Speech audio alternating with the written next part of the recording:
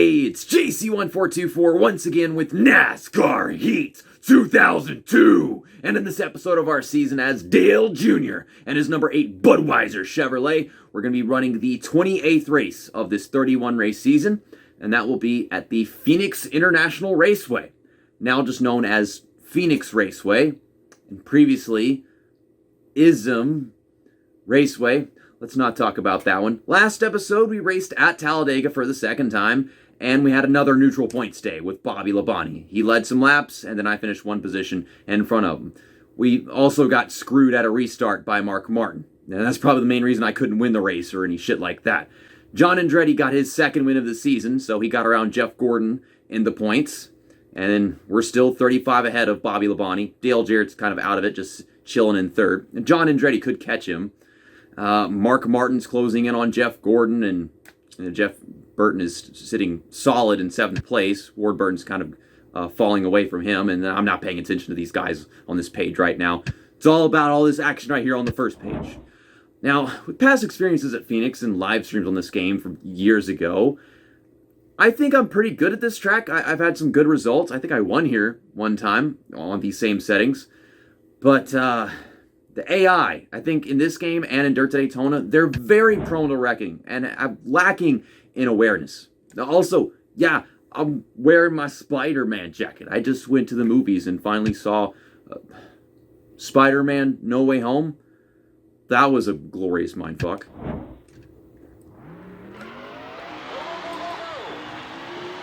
Got my movie theater drinking, all that. That's my proof. I'm telling you, that Spider-Man movie is everything you could want. No spoilers. No spoilers. I'm just saying, it's everything that you could want. I don't pay attention to Twitter, so I don't know what Real Radman had to say about it, but he never talks about anything aside from NASCAR on his channel, so I guess I'll never hear. But, same stuff as always. Last to first challenge, Harvick Sadler, Wallace Strader, Dirt to Dirt, normal stuff. Normal stuff. Labonte on pole, Jeff Gordon second, Mark Martin, Andretti. Yeah, completely normal things. I gotta remove the fucking memory card. Oh my gosh, it won't get out. All my die-casts are falling off my PS2. I know, it's a stupid place to put my die-casts, but NASCAR cars and gaming, they kind of go together with me.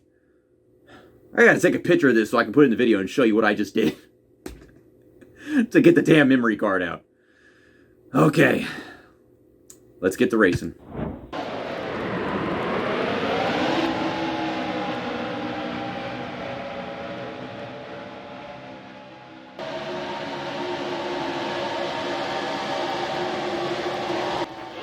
Remember, gotta put that mirror on first, and oh my god, this is narrow. You compare this shit to NASCAR 21 Ignition? And I know the track got remodeled recently, but damn, this compared to that. Holy narrow needle dickness. What? I mean, honestly, this is the most narrow I have ever seen Phoenix in any game. I don't think it looks like this in any other game. It looks more raceable. I like a narrow racetrack because it makes there less room and makes it feel more like a short track. But oh my god, this is just too much. Look, that's what I'm talking about. Look at Ken Schrader about to die. Look at Kevin Harvick about to die. They both got sent into the wall. I am trying to be very patient, not run everybody over, but I don't think the 100% difficulty translates well at this track. They seem to not have very good pace. Look at this. I'm just driving right around the guy on the outside. You usually have to put in effort. Right now, most of my effort is going towards not wrecking them. Yeah, they get on the brakes hard for one. Usually, they are way better than you at Phoenix and NASCAR games, and the track is really tough to drive, but the car works very well. I guess theirs just don't work. I think it's usually the other way around. The AI cars work way better than yours, and you have such a hard time getting yours to steer, but man, they make my car look like a freaking piece of gold. Just untouchable. And they're getting off the gas at the finish line, then smashing the brakes into one, and you don't really notice with me keeping the same distance on them. But I mean, that's me knowing exactly just how much to get off and be patient with these guys. Yeah, that's probably why I get a great finish out of this, is because I've learned how they like to race around here. Well, I'm kind of rusty. I haven't raced here on this game in ages, and they're side by side, and like, I don't know how to maneuver through the traffic jam. I really don't. Like, I want to go around Kenny Wallace. Okay, hole's open. There's Bobby Labonte. Okay, we got around Kenny. Tails and Kenny. I'm sorry, Kamikaze, but you're going to have to do something about that show, because apparently Kenny is dead. I don't watch South Park, but I heard Kenny is dead, and that's all I thought about. I know a lot more about Tails than I do Kenny from South Park. I know nothing about South Park. All I know is what kind of sense of humor it has. Oh my god, I am wrecking Bobby Labonte. He is wrecking Sterling. We're going to go 4 wide.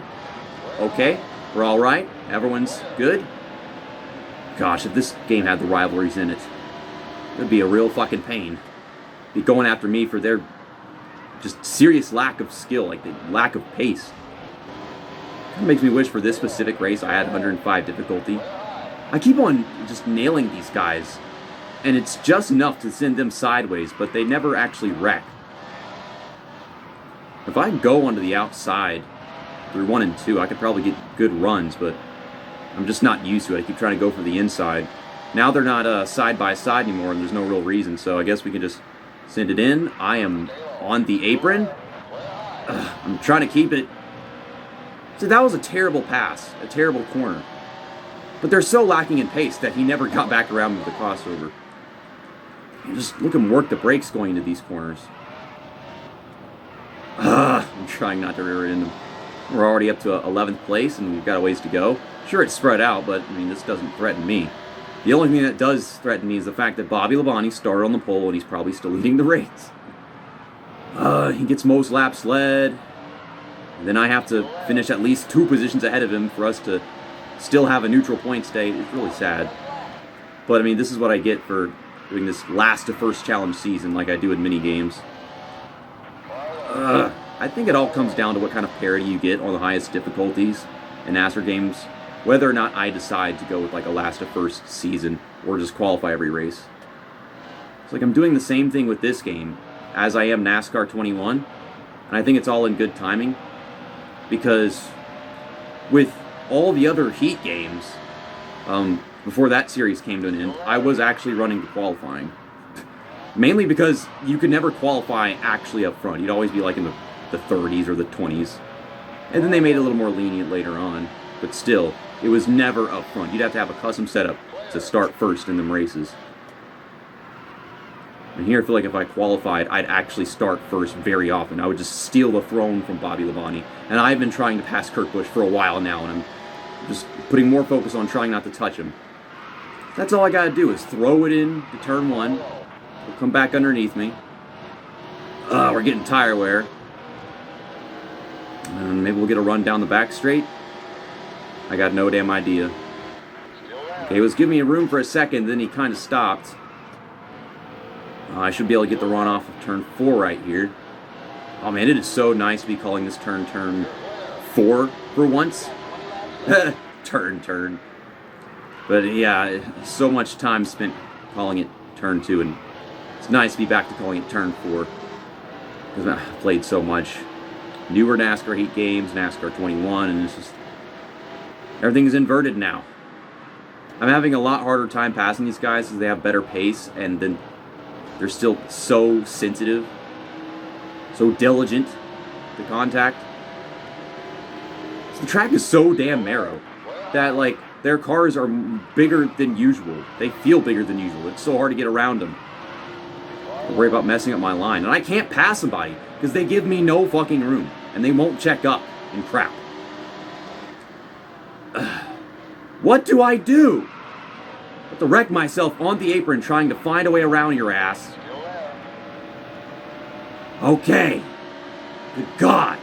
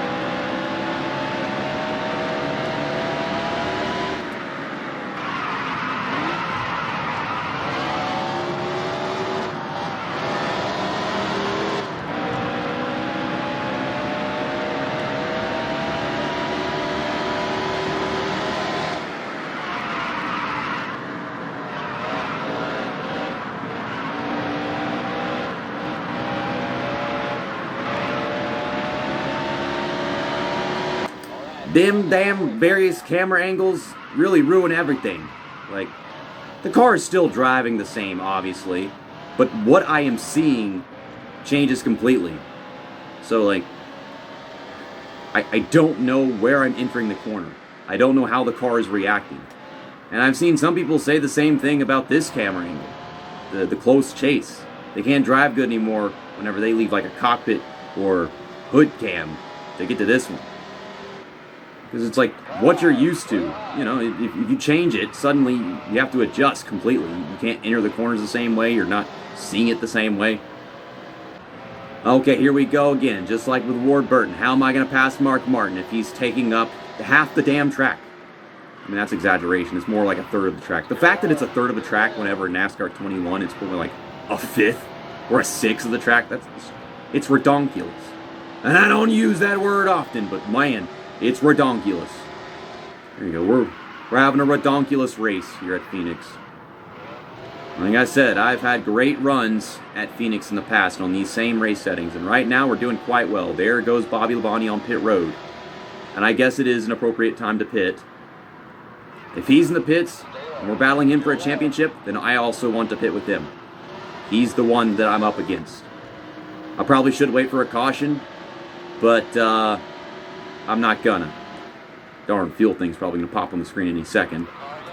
Yeah, there they all go. I need to get off the track. Yeah, there goes the fuel light, just like I said. I guess I'm in the grass. Please don't hit me.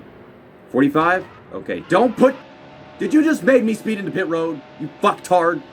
I thought I'd say 46. I don't know if they're lenient in this game. I ain't repaired no damn damage. Damn damage. Stupid damn damage. Fuck you, Mark Martin.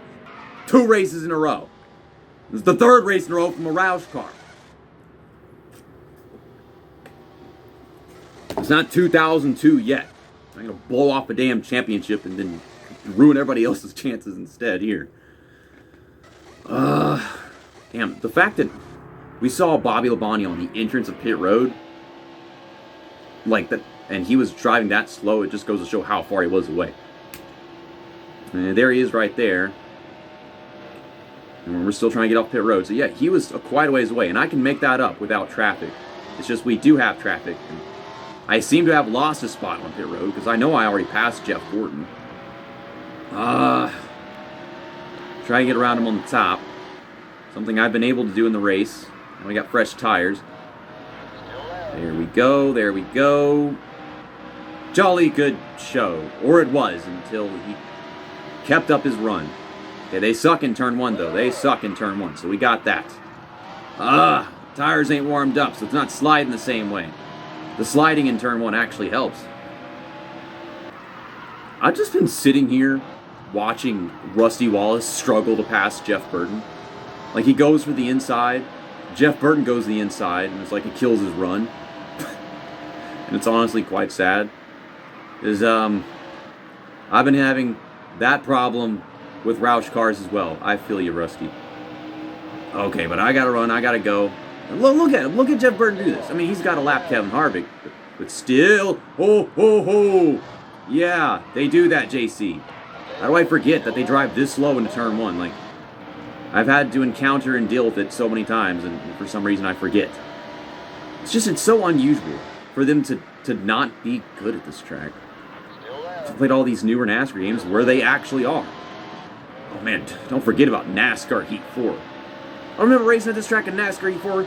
You are not competent whatsoever without a custom setup. You got to bash into every car you want to pass, and then short runs if you want to stand a chance at this track in that game.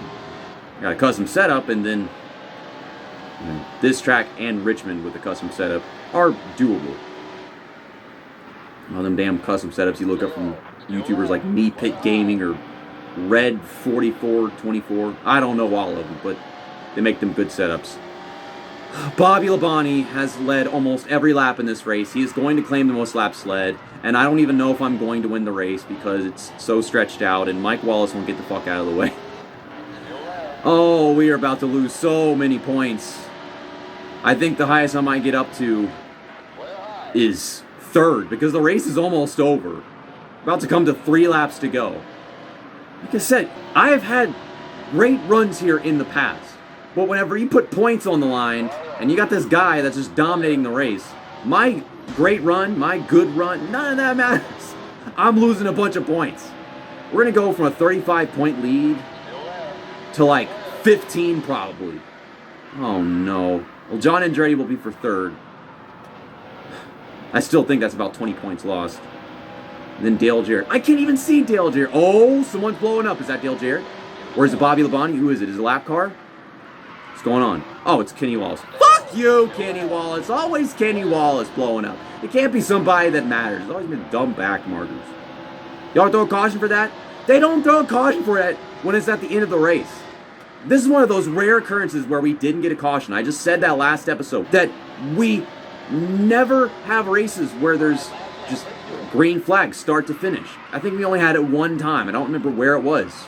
It might have been the first Talladega race. I don't freaking know. But here you go again. If there was a caution in the middle of the race or some crap, it would have helped us out big time. We would have been in the run for the win and take it away from the Bonnie. And oh my God, why do I do this to myself? No! No! Oh, there goes the championship. Can I? No! Turn the car around. Fuck the goddamn aprons and every fucking NASCAR game ever made! They ruin everything!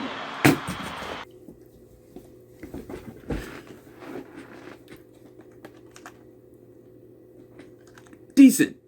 Decent. Good. Good. Good. Good too. Good. Good. Perfect. Perfect. This game. So many other games. Absolute fucking nonsense.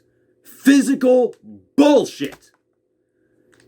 Why is it so hard to have aprons that don't royally end your race and destroy your car? What is it, 150? 185? Is that exactly 35 points? Are we tied in points now? You know, whatever. I'm not looking at the rest of this. I want to see. Are we tied in points now? Oh my God. We are tied in points with 3 races to go.